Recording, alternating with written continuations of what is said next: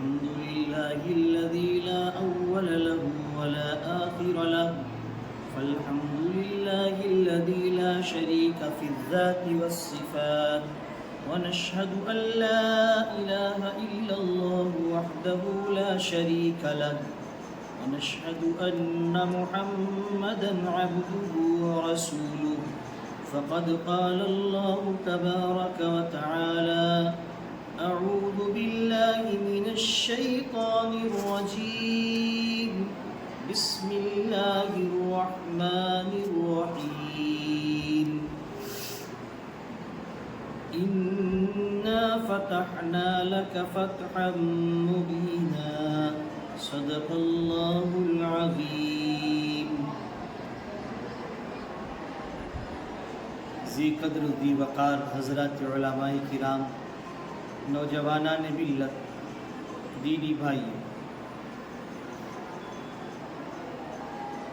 خلاق عالم کے محبوب سرور کائنات صلی اللہ علیہ وسلم مدینۃ المنورہ کے اندر جلوہ افروز ہیں۔ سن 6 ہجری کے اندر حدیبیہ کا واقعہ پیش آیا، جس کو ماقبل کی ویڈیو کے اندر بیان کر دیا گیا۔ سن 7 ہجری کے اندر رسول پاک علیہ السلام بنو نذیر، بنو قریظہ، یہ حضرات باب خیبر کے اندر اہل تاریخ نے بیان کیا کہ خیبر ایک شہر کا نام، لیکن اکثر اہل سیر کے نزدیک یہ بات ہے کہ خیبر ایک قلعے کا نام، اس کے اندر یہود مدینہ کے اکثر قبائل آباد ہو چلے تھے۔ ان حضرات کا شیوا اور مشن برابر یہی جاری رہا کہ یہ برابر نقض عہد فرماتے رہے۔ بئی طور کے حدیبیہ کے اندر یہ عہد و پیمان ہو چلا تھا کہ آپس میں ایک دوسرے سے جنگ نہیں ہو، لیکن اس کے باوجود یہ عہد شکنی پر معمول بھی رہے۔ حضرت رسول اکرم علیہ السلام کو اس بات کی خبر لگتی رہی، یہ برابر مشرکین مکہ کو، تمام حضرات کو مسلمانوں کے خلاف بھڑکاتے رہے۔ حضرت رسول اکرم علیہ السلام 400 یا 600 افراد کو ساتھ لے کر کے آپ نے خیبر کا رخ فرمایا۔ باب خیبر ایک عظیم دروازہ ہے۔ اہل سیر نے بیان کیا کہ اس قدر بلند و بالا ہے کہ 70 آدمی بھی اس دروازے کو جنبش نہیں دے پاتے تھے۔ اس کا گیٹ، جو دروازہ خیبر کے قلعے کے جو باب ہے، اس کو 70 آدمی مل کر کے ہلا نہیں پاتے تھے۔ حضرت رسول اکرم علیہ السلام کے داماد محترم اور خلیفہ رابع حضرت علی کرم اللہ وجہہ، حضرت کا اس کے اندر بہت بہترین کارنامہ رہا۔ حضرت علی کرم اللہ وجہہ، حضرت نے اس کے دروازے کو اس طرح سے اکھیڑ کر کے پھینک دیا کہ جس طرح سے کوئی اچانک کسی چیز کو اکھاڑ کے ایک جانب رکھ دیا جائے۔ یہاں پر اللہ کی جانب سے حضرت علی کرم اللہ وجہہ کے ہاتھ سے ایک ایسی نصرت اور ایک ایسا کار خیر یہاں پر نمودار ہوا کہ جس کو تاریخ فراموش نہیں کر سکتی۔ الغرض، حضرت علی کرم اللہ وجہہ، حضرت علی نے ایک بڑا کارنامہ یہاں پر انجام دیا۔ خیبر کے اندر جتنے قبائل آباد تھے، یہود مدینہ کو یہاں سے دور پرے کیا گیا، بھگایا گیا، اور رسول اکرم علیہ السلام کے جاباد ساتھیوں کو یہاں پر بہترین مدد ملی اور بہترین کامیابی یہاں پر سامنے آئی۔ الغرض، اسی سال سن 7 ہجری میں رسول اکرم علیہ السلام نے عمرہ قضا ادا کیا کہ جو حدیبیہ کے موقع پر آپ کو روک دیا گیا تھا، اس عمرے کو سن 7 ہجری میں آپ نے ادا فرمایا۔ شدہ 8 ہجری شروع ہو چلی ہے۔ حضرت رسول اکرم علیہ السلام کے سامنے برابر یہ خبر آتی رہی، یہود مدینہ اس کے باوجود بھی، اس قدر شکست کھانے کے باوجود بھی اپنی شیطانیت سے، اپنے مشن سے باز نہ آئے اور مسلمانوں کے ساتھ برابر صعوبتیں اور مصیبتیں ان پر لادتے رہے۔ رسول اکرم علیہ السلام کے ہمراہ حدیبیہ کے اندر جہاں پر یہ معاہدہ ہوا تھا، اس کے اندر یہ شرائط بھی لکھی گئی تھی کہ جو قبیلے آپ کے ساتھ رہیں گے وہ آپ کے معاہدے کے تحت زندگی گزاریں گے، اور جو اہل مکہ کے ساتھ رہنا چاہیں گے وہ مکے والوں کے ساتھ رہ کر کے اس معاہدے میں زندگی گزاریں گے۔ الغرض مکے کے اندر دو قبیلے بنو بکر بنو خزاعہ، بنو بکر نے مشرکین مکہ کے ساتھ رہنے کو پسند فرمایا، ادھر بنو خزاعہ کے افراد نے حضرت رسول اکرم علیہ السلام کے ساتھ رہنے کو قرار پایا، یعنی ہم ان کے معاہدے کے تحت زندگی گزارنا چاہتے ہیں۔ الغرض یہ لوگ مکہ المکرمہ کے اندر موجود ہیں۔ ایک روز اس طرح سے عہد شکنی ہوئی، بنو بکر کے چند افراد نے مل کر کے رات میں بنو خزاعہ کے حضرات طواف کر رہے، رات کے اندر تہجد کی نماز میں حرم کعبہ کے اندر مشغول تھے، ان کے 23 افراد کو قتل کر دیا، جاں بحق کر دیا۔ بڑی تشویشناک صورت ہے۔ ادھر یہ لوگ بنو خزاعہ کے حضرات مدینہ منورہ پہنچے اور اہل مکہ، مشرکین مکہ اور بنو بکر کی اس طرح سے عہد شکنی کا ذکر فرمایا۔ ادھر اہل مکہ کو اس بات کی خبر لگی کہ بنو خزاعہ کے لوگ مدینہ منورہ چلے گئے ہیں، اس بات کو لے کر کے ان کے ساتھ عہد شکنی ہوئی ہے۔ ان حضرات نے، مکے والوں نے ابو سفیان کو حضرت رسول اکرم علیہ السلام کے پاس بھیجا کہ جا کر کے کہو معاہدے کی تجدید ہو جائے کہ ہم اس کے بعد میں اب کسی طرح سے کوئی عہد شکنی نہیں فرمائیں گے۔ ابو سفیان بہت گھڑ سوار، بہت تیز رفتار گھوڑے پر سوار ہو کر مدینہ المنورہ کا رخ فرماتے ہیں، اور سب سے پہلے ابو سفیان اس معنی کر ابو سفیان کو مشورے میں طے کر کے بھیجا کہ ابو سفیان حضرت رسول اکرم علیہ السلام کے خسر ہیں، سسر مبارک سسر، اس لیے کہ حضرت ابو سفیان کی بٹیا حضرت ام حبیبہ رضی اللہ تعالی عنہ حضرت صلی اللہ علیہ وسلم کے نکاح مبارک کے اندر ہے۔ ابو سفیان جاتا ہے اور رسول اکرم علیہ السلام کے پاس جانے سے قبل اپنی بٹیا کے گھر کے جانب رخ کرتا ہے۔ حجرہ حبیبہ ام حبیبہ رضی اللہ تعالیٰ عنہ کے گھر پہنچتے ہیں۔ ابو سفیان کو دور سے دیکھ لینے کے بعد حضرت ام حبیبہ رضی اللہ تعالیٰ عنہ نے رب کی قسم وہ کارنامہ انجام دیا، محبت رسول کا وہ پیغام پیش کیا کہ ساری دنیا اس کو آب زر سے لکھنے چاہے تو لکھ لینا چاہیے۔ ام حبیبہ نے اپنے باپ ابو سفیان کو دیکھ لینے کے بعد رسول اکرم علیہ السلام کا جو پاکیزہ بستر آپ کے حجرے میں، آپ کے کمرے میں بچھا ہوا ہے، ام حبیبہ رضی اللہ تعالی عنہ نے اس کو لپیٹ کر کے ایک جانب رکھ دیا۔ ابو سفیان پہنچتا ہے اور بیٹیا سے کہتا ہے، بیٹیا مجھے دیکھ لینے کے بعد میں تو نے بستر کو بچھے ہوئے بستر کو آپ نے اٹھا کر کے رکھ دیا، لپیٹ دیا۔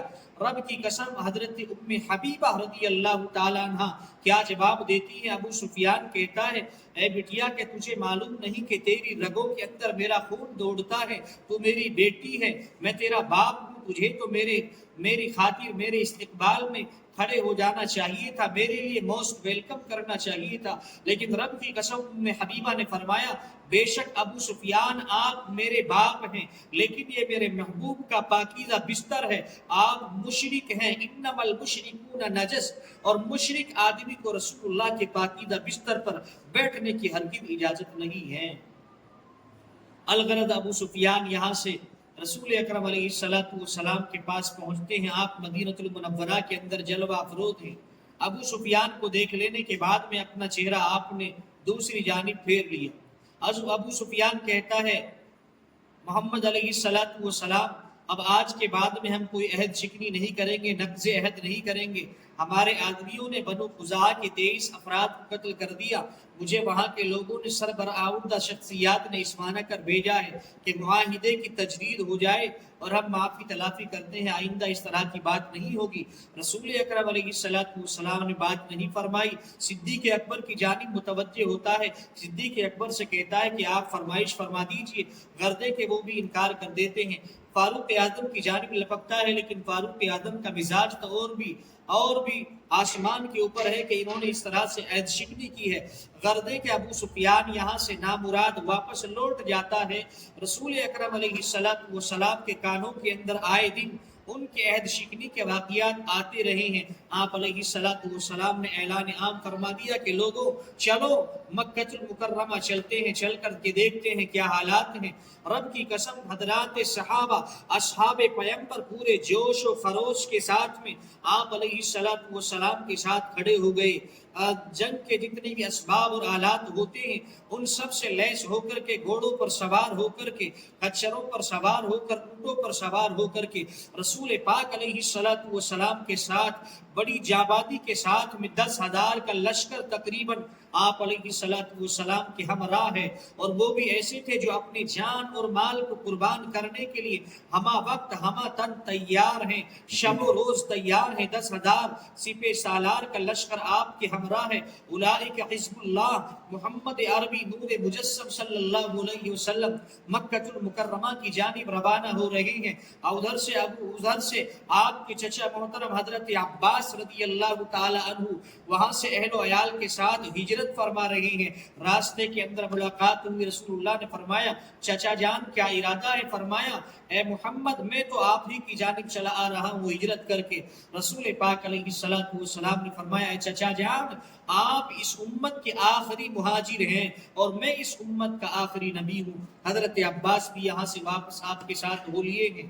ابو سفیان بڑا سہما ہوا ہے، بڑا ڈرا ہوا ہے۔ مکے کے لوگوں کو معلوم ہو گیا کہ محمد ایک بڑے لشکر جرار کے ساتھ مکے کے اندر آ رہے ہیں، نہ جانے آج کیا حال ہوگا۔ لیکن رب کی قسم تاریخ کی اوراق گردانی کیجئے، حضرت رسول اللہ صلی اللہ علیہ وسلم نہایت سنجیدہ حال آپ پر طاری ہے۔ طبیعت میں نہ تکبر ہے نہ گھمنڈ ہے، کسی طرح سے کوئی اس طرح کی بات نہیں ہے۔ آپ نہایت سنجیدہ حال سے مکہ المکرمہ کے اندر داخل ہو رہے ہیں۔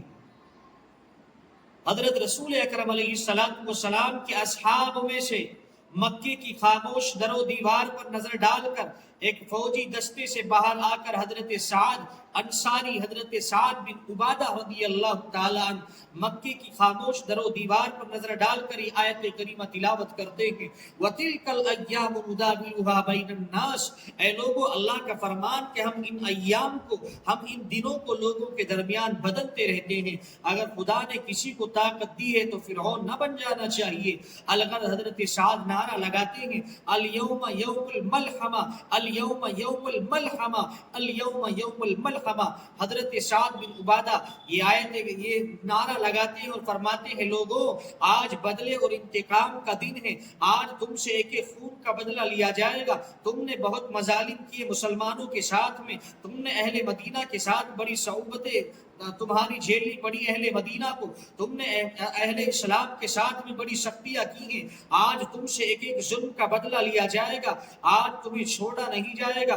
لیکن رب کی قسم حضرت رسول اکرم علیہ السلام کے کانوں میں جب یہ آواز پہنچتی ہے، آپ حضرت سعد کو بلاتے ہیں کہ سعد تم کیا نعرہ لگاتے ہو؟ فرمایا الیوم یوم الملحمہ، یا رسول اللہ بس کیجئے گا، آج تو ایک ایک کا بدلہ لیا جائے گا۔ ہمیں وہ دن خوب یاد ہے کہ مکے کے اسی چوراہے پر بوڑھی سمیہ، حضرت سمیہ رضی اللہ تعالی عنہ کے برچی مار کر ان کے بدن کے ٹکڑے کیے گئے، حضرت خباب کو آگ کے انگاروں پر لٹا کر بھون دیا گیا، بلال حبشی کو تپتی ہوئی ریت پر لٹا کر کے بھون دیا گیا، غرض ہے کہ ان کے ایک ایک ظلم کا بدلہ لیا جائے گا۔ لیکن رب کی قسم قربان جائیے آمنہ کے لخت جگر، عبداللہ کے نور نظر، سید الانبیاء بطحہ کونین صلی اللہ علیہ وسلم فرماتے ہیں سعد نہیں، جب تمہاری زبان سے بدلے اور انتقام کی صدائیں بلند ہوتی ہیں تو میری رحمت کو چوٹ لگتی ہے، میرے ضمیر پر گنا گزرتی ہے۔ مجھے بھی خوب یاد ہے وہی شہر مکہ ہے جہاں پر میرے راستے میں کانٹے بچھائے جاتے ہیں، بحالت نماز اونٹ کا اوج میرے سر پر رکھ دیا جاتا ہے۔ مجھے خوب یاد ہے کہ عقبہ بن ابی معیط نے اسی مکے کے اندر، اسی حرم کے اندر میرے گلے پہ رسے کا پھندا ڈال کر کے گھونٹ دیا گیا۔ الغرض ان کے سارے مظالم ظلم مجھے یاد ہیں، میں ان کے سارے مظالم برداشت کرتا اور بیت اللہ جا کر کے اپنے رب کے سامنے درخواست کرتا اے رب العالمین کسی موڑ پر اگر میں ان کے حق میں بد دعا کر دوں تو تجھے میری محبت اور اس گھر کی عظمت کا واسطہ میری بد دعا کو شرف قبولیت کا درجہ نہ دینا، اس لیے کہ تو نے مجھے دنیا والوں کے لیے رحمت للعالمین بنا کر کے بھیجا ہے۔ اللہم اہدی قومی فانہم لا یعلمون، میں تو اللہ سے یہی دعا کرتا اللہ میری اس قوم کو ہدایت نصیب فرمائے، مجھے جانتی نہیں ہے۔ میں رب سے یہی کہتا وما ارسلناک الا رحمت للعالمین، اللہ تو نے مجھے جہان والوں کے لیے رحمت بنا کر کے بھیجا ہے، زحمت بنا کر کے نہیں بھیجا۔ میں ہمیشہ ان کے حق میں دعا ہی کیا کرتا، میں نے کبھی ان کے لیے بد دعا کا لفظ استعمال نہیں فرمایا۔ رسول اکرم علیہ السلام نے اپنے صحابہ کو یہی سمجھایا کہ نہیں، اس نعرے کی ضرورت نہیں ہے، بلکہ آج تمہارا نعرہ ہونا چاہیے الیوم یوم المرحمہ، الیوم یوم المرحمہ، اے لوگوں آج بدلے کا دن نہیں بلکہ رحم کر دینے کا دن ہے، آج بدلے اور انتقام کا دن نہیں، لوگوں کو معاف کر دینے کا دن ہے۔ آج تم وہی جذبہ رکھو جو کنویں میں ڈالنے والوں کے لیے ان کے بھائی یوسف کا جذبہ تھا، لا تثریب علیکم اليوم وانتم الطلقاء، آج تم سب آزاد ہو، آج تمہارے ساتھ کوئی معاملہ نہیں ہوگا۔ اہل مکہ سہمے ہوئے ہیں، ڈرے ہوئے ہیں، مکے کی عورتیں بے چین ہیں کہ آج محمد اور اس کے ساتھی نہ جانے ہمارے ساتھ کیا معاملہ ہوگا۔ ابو سفیان سہما ہوا ہے، ابو سفیان حضرت عباس کے ساتھ کھڑے ہو کر کے نظارہ دیکھتا ہے۔ ابو سفیان حضرت عباس سے کہتا ہے عباس آج تو تمہارا بھتیجا دنیا کا سب سے بڑا بادشاہ بن گیا۔ حضرت عباس کی آنکھیں تو کچھ اور دیکھ رہی تھی، فرمایا ابو سفیان ہوش میں آؤ، یہ بادشاہت نہیں یہ نبوت ہے۔ حضرت عباس رضی اللہ تعالیٰ عنہ کے ساتھ ابو سفیان پناہ کی ٹوہ میں ہیں۔ الغرض رسول اکرم علیہ السلام تک یہ بات پہنچتی ہے کہ ابو سفیان اپنی معافی تلافی کرتا ہے، سہما ہوا ہے، اس کو پناہ دے دی جائے۔ رب کی قسم قربان جائیے رحمت للعالمین پر کہ جس کے لیے ہر موقع پر، ہر غزوے میں، ہر بار کا آرائی میں ابو سفیان پیش رہتا ہے۔ آپ علیہ السلام نے اس کی دلجوئی فرمائی ہے، آپ نے حضرت وحشی کی دلجوئی فرمائی کہ جس نے آپ کے چچا کو شہید کیا حضرت حمزہ رضی اللہ تعالیٰ عنہ کو، آپ نے یہی پیغام دیا من دخل دار ابی سفیان فہو آمن من اغلق بابہ فہو آمن۔ آپ علیہ السلام نے اعلان عام فرما دیا جو ابو سفیان کے گھر میں پناہ لے لے اس کو بھی امن ہے، جو اپنے گھر کا دروازہ بند کر لے اس کو بھی امن ہے، جو ہتھیار ڈال دے اس کو بھی امن ہے۔ جاؤ آج اہل مکہ سے کہہ دو کہ آمنہ کا راج دلارا تمہیں قتل و قتال کی بھٹی میں جھونکنے کے لیے نہیں آیا۔ مکے کی بہنوں اور حسینوں سے کہہ دو کہ آج تمہاری عزت کو داغدار نہیں کیا جائے گا، آج بلکہ اتری ہوئی اوڑھنیوں کو محمد سنبھالنے کے لیے آیا ہے۔ رسول اکرم علیہ السلام نے اس موقع پر سب کو امن دیا۔ آپ نے فرمایا فہو آمن، آج سب کو امن ہے، سب کو امن و امان اور سلامتی ہے۔ الغرض رسول پاک علیہ السلام نے فرمایا کہ جو کوئی کہیں ہے سب کو امن ہی امن ہے۔ حضرت رسول اکرم علیہ السلام نے اسلام کا ایک عظیم پیغام یہاں پر اہل مکہ کے سامنے نہیں بلکہ تا قیامت دنیا کے سامنے پیش کر دیا کہ اہل اسلام کیا ہوتے ہیں، مذہب اسلام کیا چیز ہے۔ مذہب اسلام تو ہر موقع پر لوگوں کو امن و امان اور شانتی کا پیغام دیتا ہے، لوگوں کو بسنے کا پیغام دیتا ہے، اجاڑنے کا پیغام نہیں دیتا ہے۔ جبکہ اگر رسول اکرم علیہ السلام چاہتے تو ایک خون کا بدلہ لے لیتے۔ صحابہ کرام پورے جوش کے اندر ہیں، لیکن رسول پاک علیہ السلام نے تو یہی فرمایا لوگوں آج تو سب کو امن و امان ہی ہے۔ الغرض رسول پاک علیہ السلام یہاں پر اپنے ساتھیوں کو لے کر آپ کعبۃ اللہ تشریف لے جاتے ہیں، آپ کعبۃ اللہ تشریف لے جاتے ہیں اور آپ علیہ السلام اس پرانی بات کو یاد فرماتے ہیں۔ آپ علیہ السلام نے فرمایا کون ہے کعبے کا متولی، کون ہے کعبے کا منتظم، اس کو بلا لیا جائے۔ رب کی قسم حضرت عثمان بن ابی طلحہ شیبی کو طلب کر لیا گیا، ان سے کہا گیا رسول اکرم علیہ السلام نے فرمایا اے عثمان لاؤ چابیاں لائیے گا۔ کعبۃ اللہ کی چابیاں وہ دوڑا ہوا اپنی والدہ سے جا کر کے کعبے کی چابیاں لاتا ہے اور رسول اکرم علیہ السلام کے سامنے پیش فرما دیتا ہے۔ آپ علیہ السلام فرماتے ہیں اے عثمان کیا کچھ یاد ہے جب میں مکے سے جا رہا تھا اور میں بار بار تم سے کعبے کے اندر 2 رکعت نماز پڑھنے کے لیے چابیاں آپ سے میں مانگ رہا تھا، آپ نے دینے سے انکار کر دیا۔ برابر آپ سب لوگوں کو چابیاں دیتے رہے لیکن مجھے دینے سے انکار کر دیا تھا۔ میں نے کہا تھا کہ ایک دن ایسا آئے گا عثمان یہ چابیاں میرے ہاتھ میں ہوں گی اور تو جس جگہ پر میں کھڑا ہوں اس جگہ پر تو کھڑا ہوگا، بتلا تو آج کہاں ہے؟ عثمان بن ابی طلحہ سہما ہوا ہے، ڈرا ہوا ہے، نہ جانے کیا منظر ہوگا۔ حضرت رسول اکرم علیہ السلام قربان جائیے کیا پیغام آپ نے پیش فرمایا امت کے لیے۔ آپ نے اپنی ہاتھ میں چابیاں لی ہیں، آپ نے عثمان بن ابی طلحہ شیبی سے فرمایا لے عثمان یہ چابیاں تو ہی رکھ، اور میں کہتا ہوں قیامت تک تیرے خاندان کے اندر ہی، تیرے قبیلے کے اندر ہی ایسے افراد پیدا ہوں گے، یعنی تیرے قبیلے کے لیے سربراہی بیت اللہ کی چابیاں اور بیت اللہ کا منتظم اور متولی تیرے قبیلے اور خاندان کے حضرات قیامت تک رہیں گی، یہ چابیاں میں تجھے ہی دیتا ہوں۔ رسول اکرم علیہ السلام نے یہاں پر یہ پیغام پیش فرمایا۔ آپ نے بلال حبشی کو حکم دیا، بلال حبشی سے فرمایا کہ بلال حبشی اذان پڑھی جائے۔